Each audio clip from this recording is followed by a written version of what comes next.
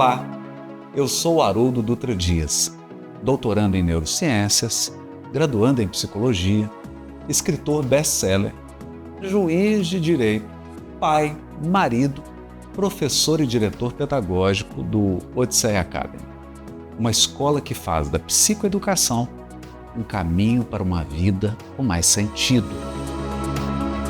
Que alegria ter você aqui neste primeiro evento de 2024.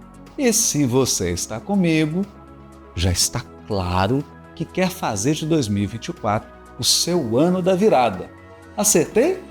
E nessa semana de treinamento gratuito, Saulo e eu, meu amigo cofundador da Odisseia Academy, nós dois iremos te mostrar quem você precisa se tornar para viver a vida que você deseja. Entendeu? Quem você precisa se tornar para viver a vida que você deseja. O evento Obra-Prima é o seu primeiro passo aqui com a gente no Odisseia Academy, onde você já sente a energia dessa família Odisseia, que é a nossa comunidade de alunas e alunos, com mais de 6.000 pessoas. Nesse evento, nós teremos 5 dias, de segunda a sexta-feira, com 3 episódios da minissérie Obra-Prima. Hoje, segunda-feira, quarta e quinta-feira. Os episódios serão liberados às 8 horas da manhã. Além disso, teremos também 5 lives diárias no canal do YouTube do Odisseia Academy. E serão sempre às 20 horas, horário de Brasília, a live. É essencial que você participe e assista todos os episódios e lives, pois assim a sua experiência será completa. E eu posso garantir que você sairá daqui com clareza dos próximos passos a serem dados. Mas é importante, como forma de presentear os participantes mais ativos, nós vamos fazer um sorteio na live de sexta-feira. Eu vou explicar melhor sobre isso ao final deste episódio, combinado?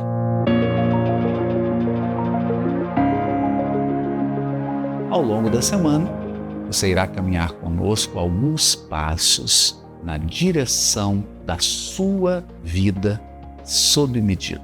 Através do conhecimento que vamos disponibilizar para você, será possível entender melhor quem é você, quais são seus sonhos, como se aproximar deles um dia de cada vez. Mesmo que você já tenha tentado diversas vezes criar metas, estabelecer objetivos, um quadro de sonhos e ainda não tenha tirado do papel ou obtido sucesso em nada disso, eu quero te dizer que é possível alcançar cada um deles. É possível transformar a sua vida, mesmo que já tenham lhe dito que ter um plano de mudança é besteira, que não passa de coisas de coach. Tenho ouvido muito isso. Ou que você não sabia nem por onde começar. Acredite, este evento tem o sério potencial de se tornar um marco de transformação e ampliação de consciência da sua vida. Vamos ampliar os horizontes. Sei que pode parecer desafiador e até mesmo assustador, mas a mudança está a uma decisão. E eu estarei ao seu lado, lhe acompanhando em todo o andamento, em todo esse processo. Que fique claro uma coisa, este evento não é um truque de mágica, não é uma promessa vazia de marketing, como as que você vê por aí. É uma afirmação conclusiva e confiante, pois nossa metodologia autoral já foi validada. Essa metodologia já ajudou milhares de pessoas no Brasil e em 22 países.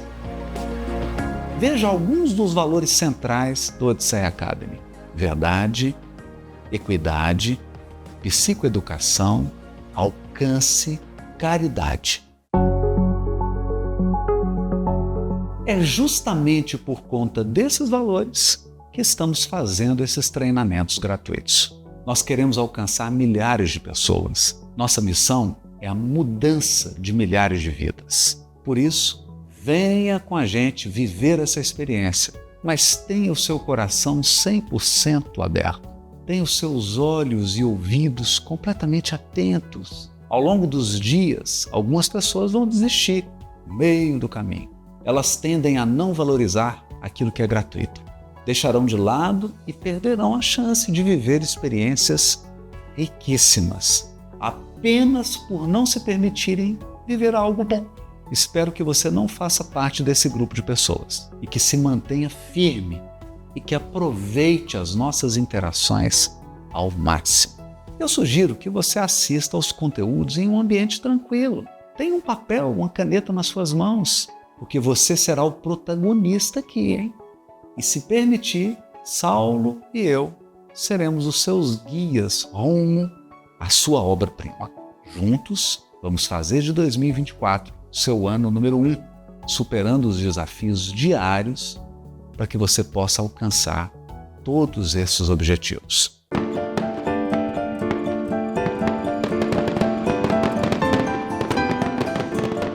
Todo início de ano, nós experimentamos um sentimento ambíguo. Por um lado, a gratidão e a certeza de que Deus nos deu uma nova página, uma nova oportunidade de escrever algo, de reescrever, de corrigir, de recomeçar, de seguir adiante. E por outro lado, um sentimento de que algumas coisas do ano que passou, do ano que ficou para trás, não correram como planejado. Deixaram a desejar. Alguns acontecimentos, algumas perdas, alguns danos, alguns traumas nos deixaram com um sabor amargo na boca. Então começa o ano e a gente experimenta esse mix, esse misto de emoções, não é verdade? Você também se sente assim? Um misto de esperança e frustração? Um misto de expectativa e decepção? Aquilo que você perdeu no ano anterior, aquilo que não deu certo, os fracassos, os tropeços, os rompimentos. E por outro lado, o coração aí batendo, querendo recomeçar, querendo reconstruir, querendo fazer diferente, querendo avançar. É natural isso. Esse é o contexto de um ano que se inicia. Nós temos uma energia, um ímpeto, aquele impulso para construir, mas ao mesmo tempo existe uma inércia, uma força que nos puxa para trás, porque hábitos foram construídos no passado, entende? O ano que passou não foi simplesmente o término de um calendário, não foi o final de uma folhinha. Hábitos ficaram, permaneceram. Alguns hábitos que não são saudáveis, alguns que são responsáveis pelo seu fracasso, pelas desilusões, por aquilo que não deu certo. Alguns hábitos que estão nos puxando para baixo, alguns hábitos que estão nos amordaçando, obstruindo a nossa evolução, nosso progresso, a nossa prosperidade, o nosso florescimento. Eu sei que tudo isso é verdade. Então fica essa sensação dúbia. Parece que não engrenou a marcha, parece que o carro não ligou, parece que o motor não está pronto, que não está aquecido. Aquela sensação estranha. Mas fica tranquilo, fica tranquila, isso é natural. Faz parte do início de ciclo, é assim mesmo. Todo início de ciclo tem um sabor do ciclo anterior. Todo início de ciclo guarda ainda aquele amargo e aquele doce do que ficou para trás. E a gente precisa dessa transição. Eu gosto de uma metáfora que esclarece bem isso.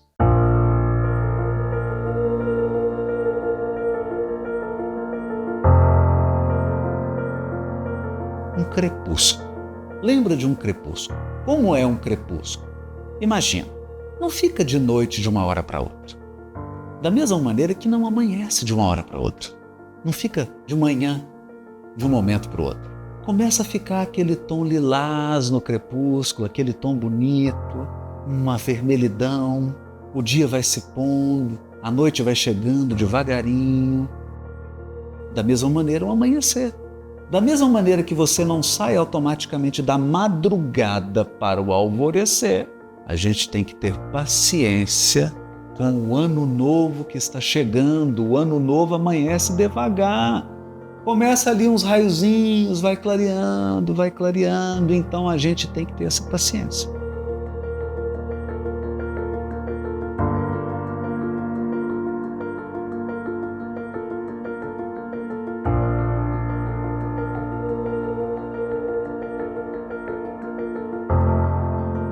Quando nós entendemos essa dinâmica dos ciclos da vida, que os ciclos da vida não são saltos, os ciclos da vida não são pulos, Você entende que não pode saltar de um ano para outro ano novo. Você passa por uma transição, você atravessa uma ponte, você faz uma travessia, exatamente como está na música de Milton Nascimento e Fernando Brant, uma travessia.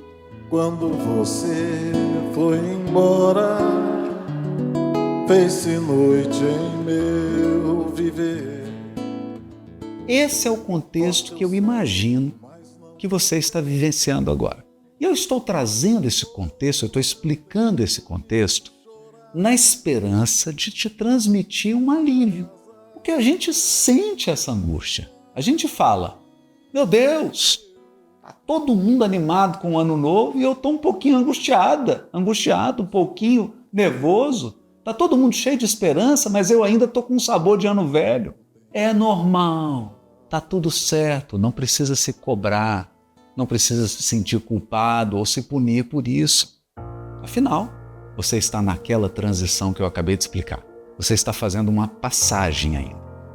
Eu não digo uma passagem de calendário. Gente, é claro que o calendário já passou, mas é preciso não confundir o tempo do calendário com o tempo psicológico. O tempo cronológico, o tempo do relógio, o tempo do calendário é um tempo cronos.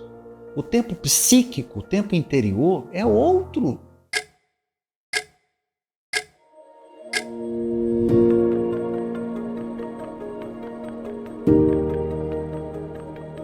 Há um filósofo que eu adoro, Henri Bergson, que fala muito sobre isso, da duração interna, a duração do tempo percebido, a duração psíquica, como nós percebemos o transcurso do tempo e qual o valor que nós colocamos nisso. Quando você está conversando com alguém que você gosta, um assunto bastante interessante, o tempo voa, não é verdade? Por outro lado, quando você está fazendo algo de pouco interesse, algo que não toca a sua alma, o tempo se arrasta, demora a passar. É isso que nós estamos falando quando nos referimos a tempo psicológico. É preciso compreender que a transição de um ano para outro tem um conteúdo psíquico, um conteúdo psicológico. Por isso que eu estou te pedindo para ter tranquilidade, para encarar isso com naturalidade, para não se sentir angustiada ou angustiado. É natural sentir medo, é natural se sentir preocupado, é natural um pouquinho de ansiedade, um pouquinho de pessimismo, misturado com esperança. Tá tudo certo, gente. A grande diferença é o que você faz a partir dessa constatação.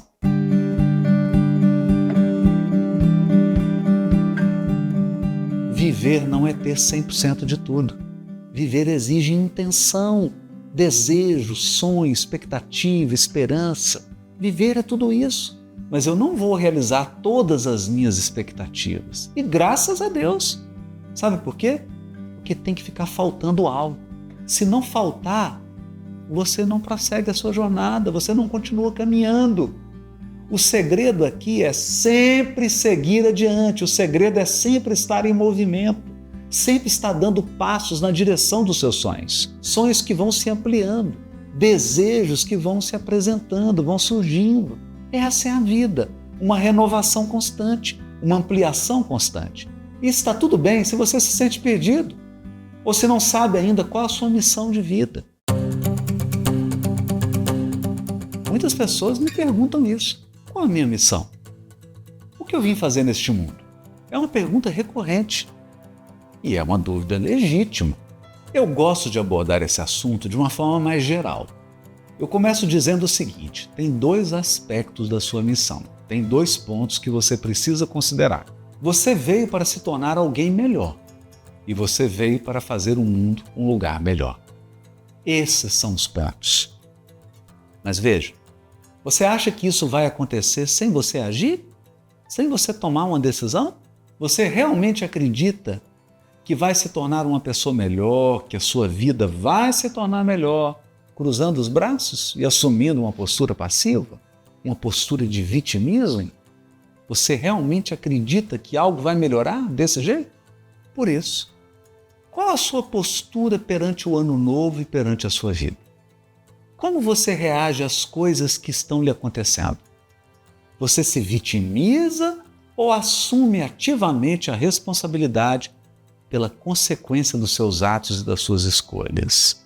Se você não compreende o seu modus operandi, o seu padrão de respostas comportamentais, a maneira como você reage às situações que a vida te apresenta, se você não sabe lidar com suas crenças limitantes, se mesmo sabendo que um hábito é ruim, você continua insistindo nele, bom, nesse caso você continuará vivendo uma vida medíocre, pois está apenas sobrevivendo.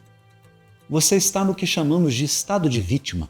Vítima de pessoas, vítima das circunstâncias, achando que você não tem o poder de mudar a sua realidade, se conformando com a sua vida atual, sem sonhos maiores, sem contribuir, sem fazer o seu melhor.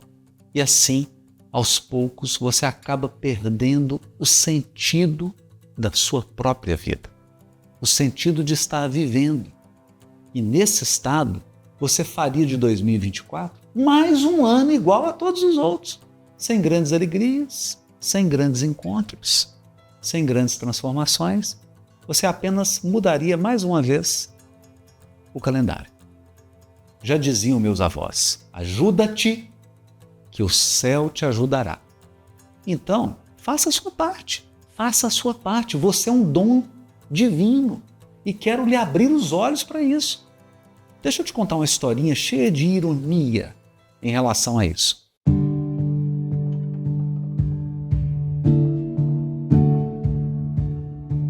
Certo dia o sujeito chegou na casa do vizinho e viu que o vizinho tinha plantado, tinha cultivado um jardim maravilhoso. E ele olhou para o quintal do vizinho e viu que ele também tinha cultivado um pomar maravilhoso no quintal. Então ele ficou impressionado, porque o tamanho do terreno era o mesmo. O sujeito olhou para o tal vizinho, olhou para a casa dele, olhou de novo para o vizinho e foi conversar com ele. Falou assim, nossa, Deus foi bom com você? Olha o que Deus te deu aí. O vizinho, sem meias palavras, falou assim, em parte você tem razão. Deus foi muito bom. Deus me deu o sol, a chuva, o terreno, as sementes. Nada disso eu criei. Mas eu vou te dizer uma coisa. Isso aqui estava uma porcaria quando era só Deus que estava cuidando. Percebeu a ironia? Isso aqui, quando só Deus estava cuidando, estava uma porcaria. Qual é a moral dessa história?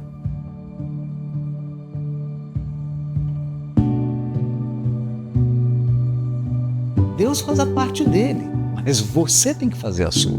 Deus não vai fazer sua parte por você. Deus não vai cultivar em seu lugar. Você está achando que Deus vai cultivar o seu jardim, o seu pomar? Você acha que Deus vai fazer o que você tem que fazer? Plantar, regar, adubar, podar, cuidar, proteger, tanto o seu jardim quanto o seu pomar. Você acha que Deus vai sair da posição dele, da posição de Deus, para fazer aquilo que é o seu dever? Ele já te deu o sol, já te deu a terra, a água, a chuva, os nutrientes, a semente. Ele já te deu tudo o que ele precisava. Ele cumpriu perfeitamente a parte dele. Então essa é uma historinha infantil, mas ela tem um fundo muito verdadeiro. Aqui eu quero transpor essa metáfora para o ano novo. O ano novo é o seu jardim. Você e sua vida são o seu jardim, o seu pomar. Você tem a missão de se tornar melhor e de tornar a sua vida melhor. Mas não fique esperando Deus para cultivar seu jardim, não. Muito menos seu pomar. Não, não, não. Assuma a sua responsabilidade. Faça aquilo que te compete. Faça a sua parte, faça com excelência. E faça bem feito. Faça de você e da sua vida uma obra-prima.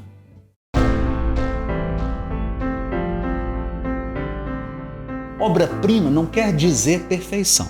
Obra-prima quer dizer singularidade. Obra-prima não quer dizer que está tudo completo. Até porque a perfeição não é deste mundo e não é para os seres humanos. A perfeição pertence a Deus. Obra-prima no dicionário quer dizer o melhor trabalho de um escritor, de um artista, de um músico, você e a sua vida serão elevados, serão erguidos a um estado de uma grande obra, a sua maior e mais importante obra, sua obra-prima. Em uma frase, o que eu gostaria que você gravasse na sua memória, o que você se recordasse desse episódio, você terá clareza do que precisa ser para viver a vida que você deseja ter. O que você precisa se tornar para ter a vida que você quer ter, a vida dos seus sonhos, desenhada por você. Primeiramente, você tem que olhar para dentro. Você precisa ter clareza absoluta sobre quem você é. Como, por exemplo, sua origem familiar. Como essa origem te impactou? Quais são suas características orgânicas, físicas? Qual é a sua mentalidade? Quais são seus valores, seus princípios, suas crenças? Tudo que compõe a sua individualidade. Você precisa ter muita clareza sobre isso. Bom, antes de nós continuarmos nesse conteúdo, que eu reservei especialmente para esse episódio, eu vou falar sobre isso, quero te contar uma história.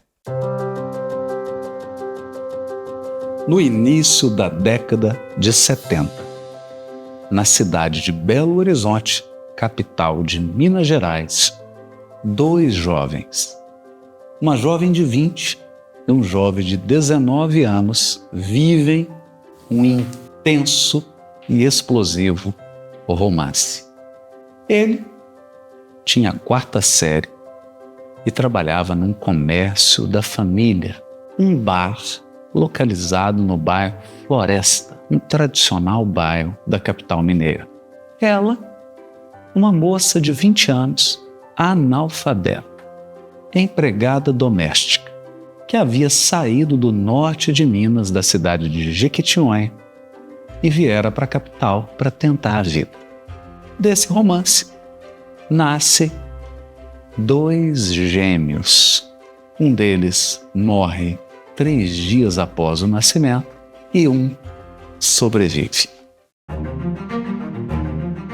A criança que sobreviveu recebeu o nome de Haroldo Dutra Dias, nascido na cidade de Jequitinhonha, registrado 1 ano depois na cidade de Belo Horizonte. Certidão de nascimento constando naturalidade, Belo Horizonte. Ao longo dos primeiros dias, meses, dos primeiros anos da minha vida, muita dificuldade, porque esses 2 jovens naturalmente não tomaram a decisão de se casar.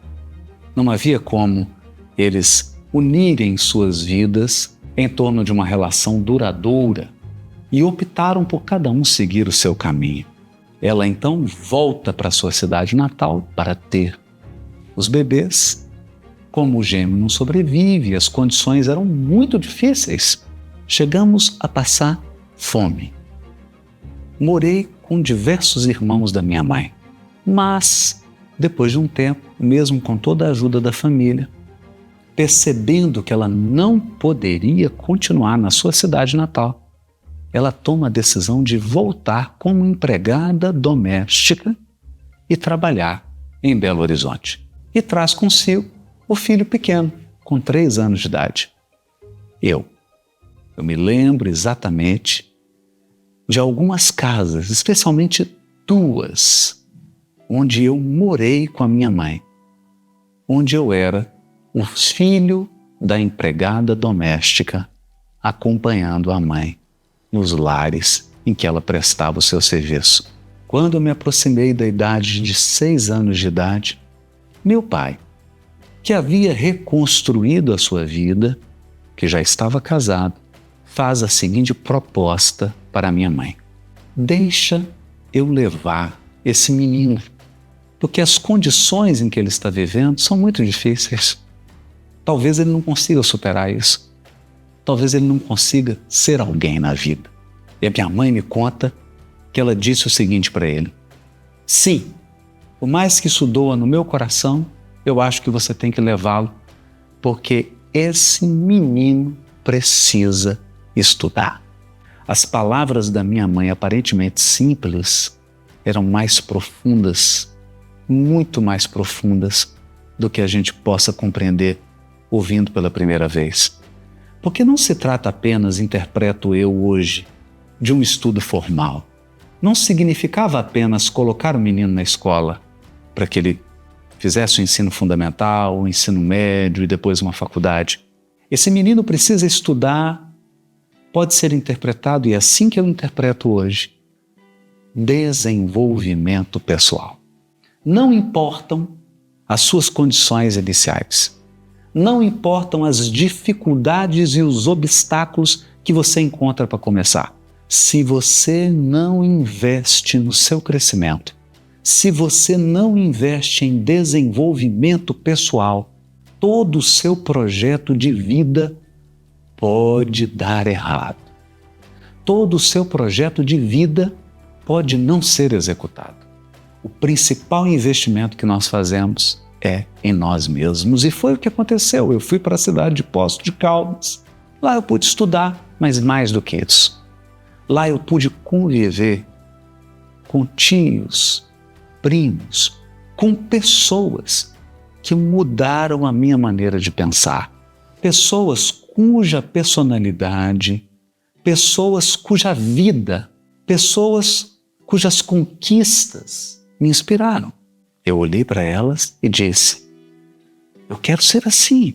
Até que eu voltei para Belo Horizonte e por volta dos 15 anos de idade, com todas as dificuldades, já morando com a minha mãe, aos 10 anos eu voltei a morar com a minha mãe, tinha bolsa de estudos para fazer o ensino fundamental, eu conheci meu primeiro mentor.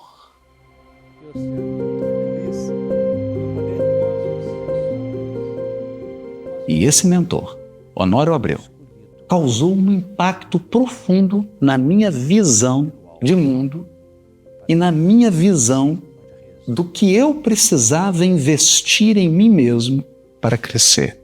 O quanto eu precisava me desenvolver pessoalmente.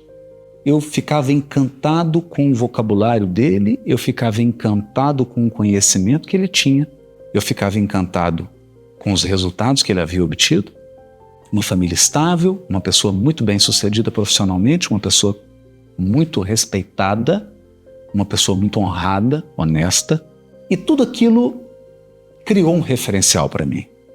Ao longo desses anos, não só a influência dele, mas a influência das pessoas que conviviam com ele, aquele círculo de pessoas ao qual eu me integrei, me levou a ampliar, ano a ano, os meus recursos intelectuais, os meus recursos emocionais. A minha visão de vida se ampliou. Eu queria me desenvolver. Eu queria investir em mim mesmo. Desenvolvimento pessoal se tornou a minha tônica, o alvo da minha busca. E foi o que aconteceu. Fazendo cursos, indo a palestras, indo a encontros, indo a seminários, participando de treinamentos, participando de reuniões, a convivência no grupo religioso, a convivência com essas pessoas. Isso tudo foi me fortalecendo, foi formando o meu caráter, foi imprimindo na minha alma uma sede por conhecimento, uma sede por evolução. Eu queria evoluir, eu queria romper as limitações dos momentos iniciais da minha vida. Eu queria ir além, eu queria transcender os obstáculos com os quais eu nasci. E foi exatamente isso que eu fiz. Talvez eu não contasse com tantos obstáculos, talvez eu não tivesse ideia de quantas limitações, de quantos desafios ainda me aguardavam. Mas aquele espírito de invista em você, Haroldo, torne-se uma obra-prima. O êxito não é algo que você consegue, não é algo que você compra. O êxito é alguém que você se torna. Quando você se torna alguém com determinadas características, você atrai resultados, você atrai pessoas, você atrai oportunidades, você atrai o que você quer. O êxito é aquilo que você atrai em razão da pessoa que você se torna. Eu sou uma prova disso. Eu sou essa frase na prática, na vida real. Se eu tivesse me conformado com as condições iniciais da minha vida, se eu tivesse me conformado com os obstáculos que eu enfrentei, vejam, durante o ensino médio, eu estudava no Cefet.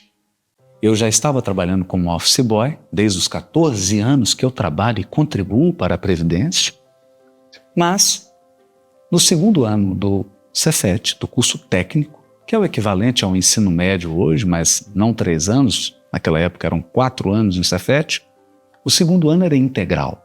E eu tive que tomar uma decisão, sair do meu emprego. Mas veja, eu já me sustentava desde os 14 anos. Desde os 14 anos, eu não contava mais com o auxílio da minha mãe, do meu pai, de quem quer que seja.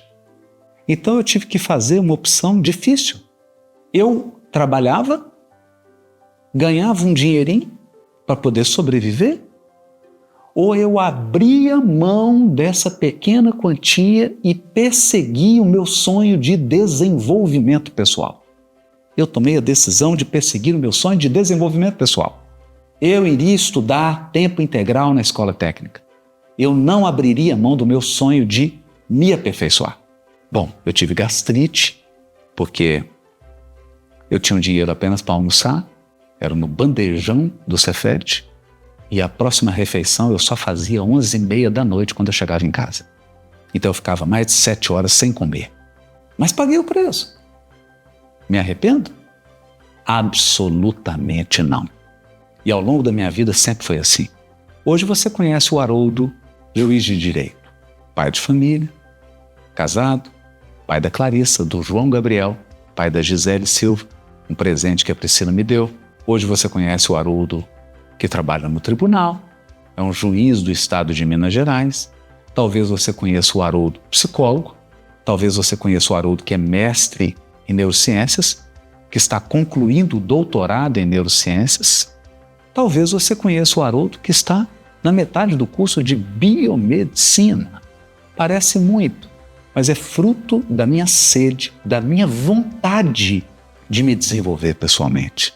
É fruto da minha busca pelo conhecimento e pela sabedoria, porque eu sou prova viva de que a vida que você conquista é resultado da pessoa que você se torna. O sucesso, o êxito, é algo que você atrai em razão da pessoa que você se torna. Talvez você conheça o Haroldo, cofundador do Odisseia Academy, uma escola inovadora, fundada por mim e pelo Saulo. Uma escola que investe nisso, o desenvolvimento pessoal, que ensina as pessoas esse tipo de mentalidade. Não se prenda às condições iniciais da sua vida, não se prenda aos desafios, não se prenda às carências, não se prenda a nenhum problema ou obstáculo. O que é preocupante na sua vida é quem você é a amplitude da sua mente, é o seu grau de inteligência emocional, é o seu grau de equilíbrio emocional, é a sua capacidade de continuar crescendo e investindo em você mesmo. É isso que me preocupa, não as suas condições. As suas condições são temporárias, mas a atitude, quem você torna, se você cristaliza, se você se torna rígido, se você não investe no seu crescimento, você para no tempo. E isso vai travar todo o seu crescimento. Isso pode comprometer sua programação espiritual. Isso pode comprometer sua vida, porque você estagnou, porque você não quis crescer. Isso me preocupa. Daí nasceu o Odisseia Academy, uma escola focada em desenvolvimento de pessoas. E no fundo, essa escola reflete a minha história de busca, a minha história de superação pessoal, essa sede que eu tenho de cada vez mais me tornar alguém mais sábio, mais equilibrado, melhor do que eu era ontem, Veja, eu não estou em competição com ninguém. Eu não me comparo com ninguém, eu não quero ser ninguém. Eu só quero ser melhor do que eu era ontem. Essa busca é permanente. E hoje eu olho para a minha história e eu sou obrigado a concluir que todo o sacrifício que eu fiz para investir no meu desenvolvimento pessoal, todo o sacrifício que eu fiz para me tornar alguém melhor, mais habilidoso, mais competente, com mais conhecimento, com mais sabedoria, todo o investimento que eu fiz nisso valeu a pena. Valeu tanto a pena que eu não vou parar de fazer. Eu vou continuar fazendo. Essa é a história que eu queria compartilhar com você. E eu espero que você faça parte da história que eu quero contar, da história que eu estou escrevendo agora.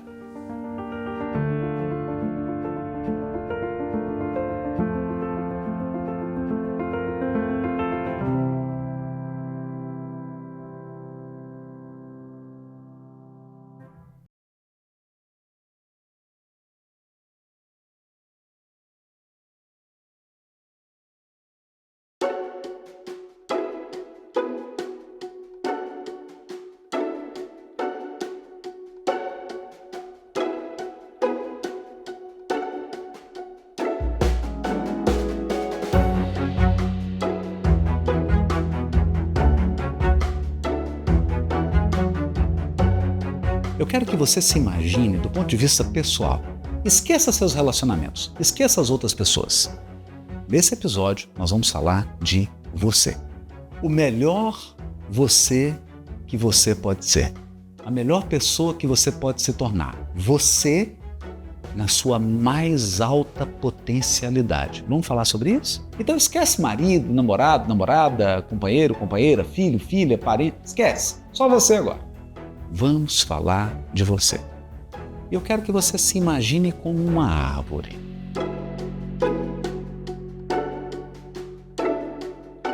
Uma árvore tem raízes, uma árvore tem um tronco, uma árvore tem galhos e uma árvore tem o que eu chamo de 3 Fs: folhas, flores e frutos, que é o coroamento da árvore.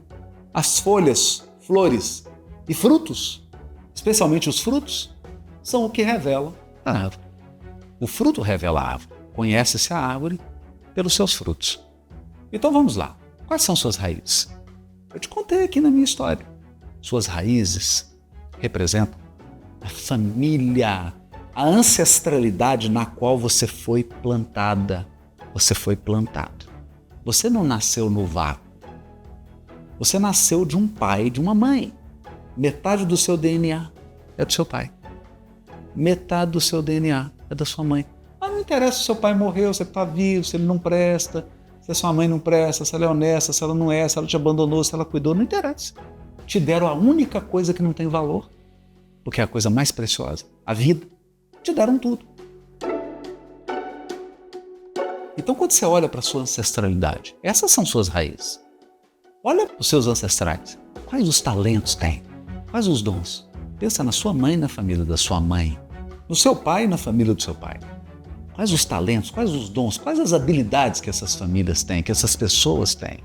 Isso está dentro de você, são as suas raízes. Isso é o que te sustenta. Isso é o que te dá força, porque uma árvore sem raiz morre.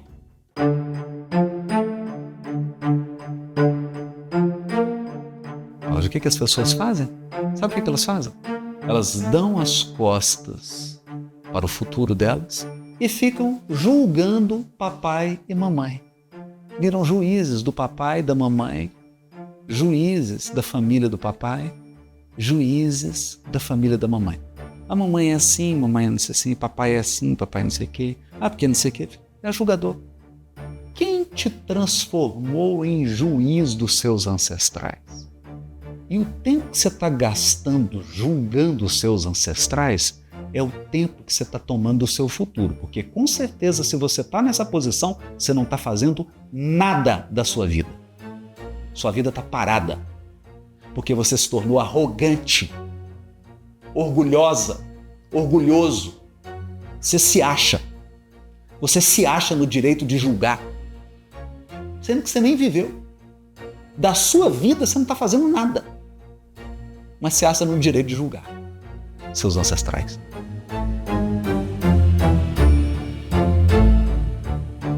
Então, ao invés de se tornar uma raiz que suga força, que suga nutrientes das suas bases, você se torna um arrogante, uma árvore que não tem raiz. Vai tombar. Se você não tombar espiritualmente, você tomba mentalmente, emocionalmente e até em termos de vitalidade, até fisicamente. Não faça isso. A vida dos seus ancestrais não lhe diz respeito. Você pode ajudar, você pode aconselhar, mas você não é o responsável pela vida dos seus ancestrais. Você é o responsável pela sua vida. Você é a árvore nova. Você é a árvore que tem que avançar. E como que você faz isso? Segue para o tronco. Qual é o seu tronco?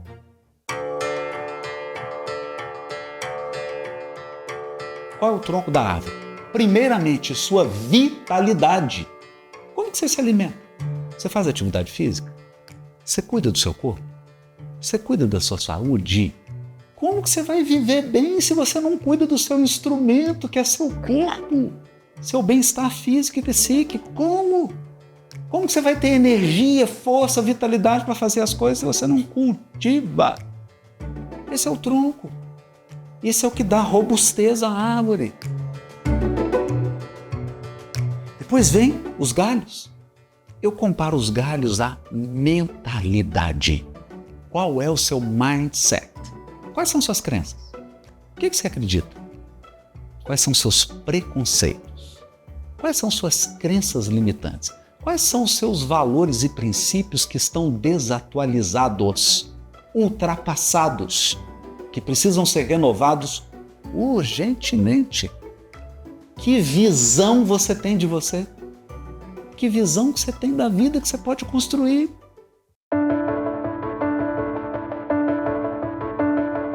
Pode parecer que eu estou fazendo perguntas banais, mas eu não estou. A maioria das pessoas está mergulhada na baixa autoestima. A maioria das pessoas, eu vou dizer uma coisa forte aqui, gente. A maioria das pessoas está mendigando afeto e aprovação do outro. Não tem as pessoas que estão na rua pedindo uma esmola, pedindo um prato de comida? A maioria das pessoas estão em relacionamentos afetivos, estão nas suas famílias, mendigando aplauso, aprovação, concordância, afeto, autoestima baixíssima, culpa, não se acham merecedoras de nada, se enxergam como um lixo e vivem como um lixo. É duro, né? Mas é assim.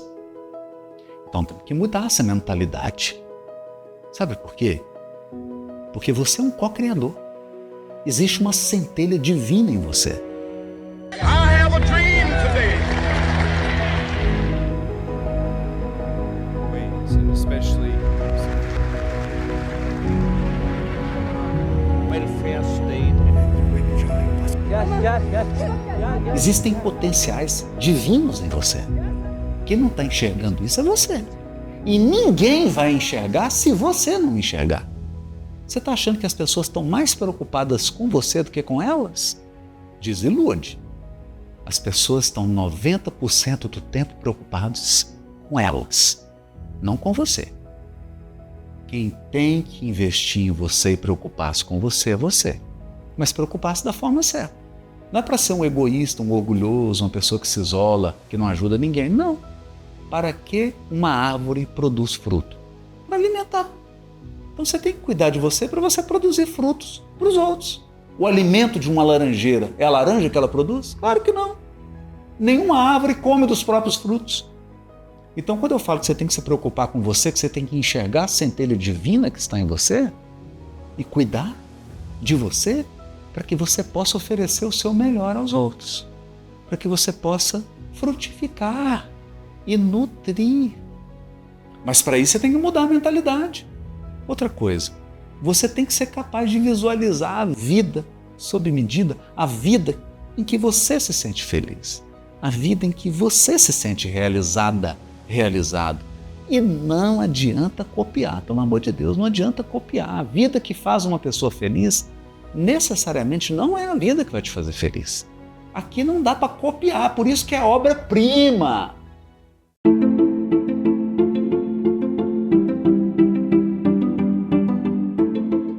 Michelangelo não copiou quando pintou a Capela Sistina.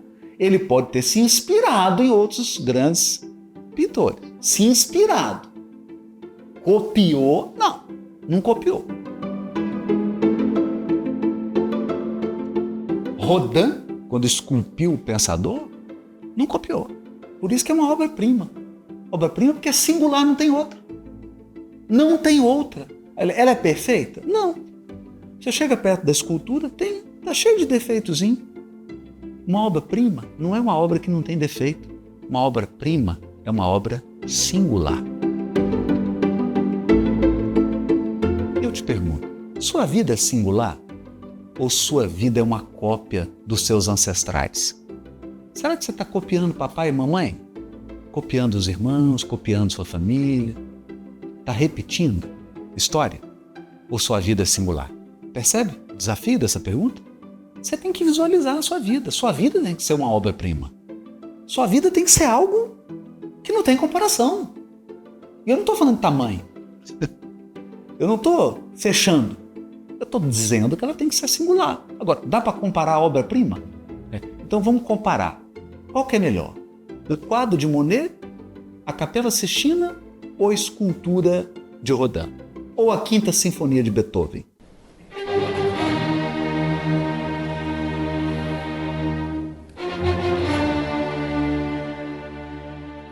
Mas como é que você compara essas coisas? Todas elas são obras-primas. Você vai comparar a escultura de Rodin com a Quinta Sinfonia de Beethoven? Faz sentido isso? Então por que você está se comparando com os outros? Por que você está comparando a sua vida com as outras vidas? Faça da sua vida uma obra-prima. Faça de você uma obra-prima. Mas entenda, aqui tem uma regra. E é por isso que eu falei das raízes da ancestralidade, do tronco, que é você cuidar do seu corpo, da sua saúde, da sua longevidade, da sua vitalidade. Depois você cuida da sua mentalidade, que são os galhos. E aí eu chego nas folhas, flores e frutos, que é a sua identidade. Entenda, quer uma vida melhor? Torne-se melhor.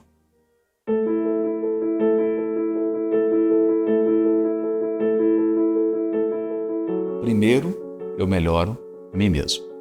Primeiro eu me qualifico, primeiro eu amplio, primeiro eu me aperfeiçoo, depois a vida segue o padrão que eu criei em mim. Tem essa ordem. Não tem como você se manter do mesmo tamanho e querer melhorar a sua vida. Porque eu posso mudar uma pessoa de ambiente, mas se ela está pequena, ela empobrece o ambiente para o qual ela foi transferida. Você deve conhecer milhares de pessoas assim. A pessoa simplesmente mudou de ambiente. Ela saiu da limitação, mas a limitação não saiu dela.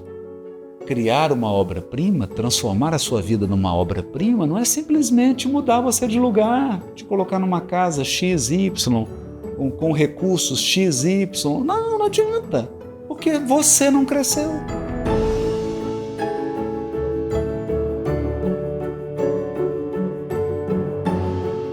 Se você não cresceu, se as suas habilidades não cresceram, se a sua mentalidade não se ampliou, se os seus sentimentos não se engrandeceram, não adianta mudar você de lugar. Melhore você. Depois, use os novos potenciais conquistados, as novas habilidades, os novos conhecimentos adquiridos para melhorar a sua vida. É assim que funciona. Não tem jeito. É assim que funciona. O vagão segue a locomotiva, não é o contrário. Primeiro vem o boi, depois a carroça. Primeiro você melhora, depois melhora a sua vida. Então você precisa se tornar alguém melhor, para depois se tornar sua vida melhor. Melhor em que termos? Em que termos, Haroldo, que você está falando? Em que termos você está falando uma vida melhor? Nos seus termos. Vou dar um exemplo. Para mim, eu me sentiria 100% realizado se eu morasse perto do mar. Aí tem outra pessoa que vai dizer assim, eu prefiro uma serra montanha, frio. A outra vai dizer assim, eu prefiro bem no interior de um mato. Quem está certo? Todo mundo. Porque aqui não tem certo ou errado. Aqui tem singular. É por isso que você tem que visualizar. Você tem que imaginar. Você tem que ter isso com clareza para você alcançar. Essa é a árvore que eu chamo de árvore da individualidade, árvore da singularidade, a árvore pessoal. Raiz, tronco, galhos, folhas, flores e frutos.